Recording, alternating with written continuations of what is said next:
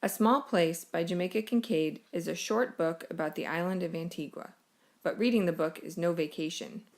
As mentioned in the book synopsis, A Small Place is lyrical, sardonic, and forthright.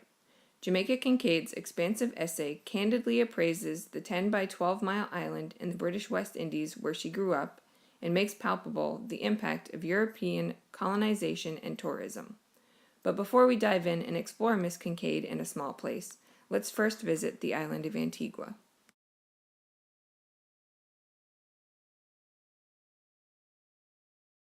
Jamaica Kincaid was born as Elaine Potter Richardson, May 25, 1949, in St. John's on the island of Antigua. Her mother had 3 sons, starting when Kincaid was around 9 years of age, and this marks the time when Kincaid and her mother started to lose their closeness. Although seen as quite intelligent, in her after-school hours, Kincaid served as an apprentice to a seamstress. When Kincaid was 17, a mixture of resentment towards her mother and a desire to better her education drove her to leave Antigua for New York and become a nanny while furthering her education. The island of Antigua did not gain its independence from England until 1981, so Kincaid's early life on an island under British rule has played a large role in her writing as an adult. In 1973, when Kincaid published her first piece of writing in a teen magazine, she changed her name from Elaine Potter Richardson.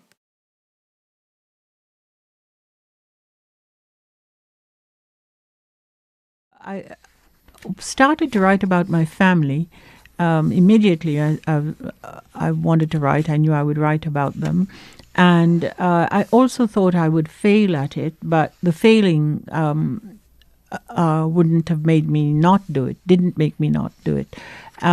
If I changed my name, they wouldn't know I was writing about them, and if I failed at it, they wouldn't laugh at me. They wouldn't know it was me, and so they wouldn't laugh at me. Soon after, she was given an opportunity to interview Gloria Steinem for a magazine called Ingenue. This is seen to be the event that set in motion her future career as a writer. She eventually found work writing at The New Yorker, and soon thereafter began publishing her own writing. Her first book, Annie John, was published in 1985 and has a strong theme of mother-daughter relationships. Many of her later works, including My Brother and A Small Place, display her feelings towards her childhood home of Antigua and its early existence under British rule.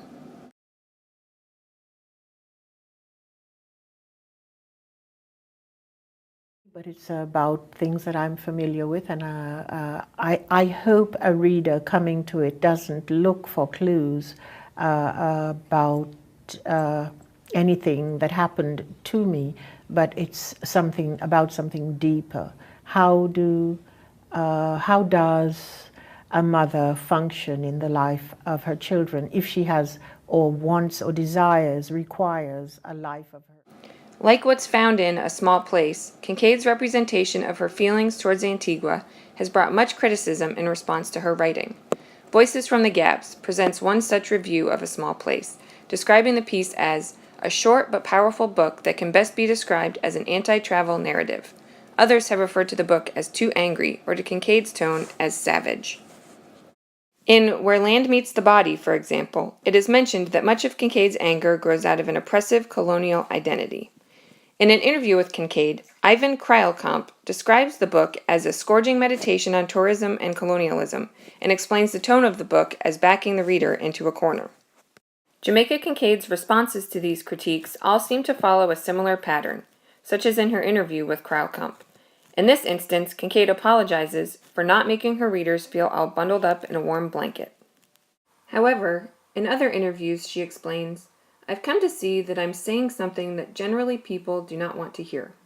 In my writing, I'm trying to explore the violations people commit upon each other. And the important thing isn't whether I'm angry. The important thing is it true? Do these things really happen? I think I'm saying something true. I'm not angry. That's not the way I think of it. The way I think of it is that I'm telling the truth.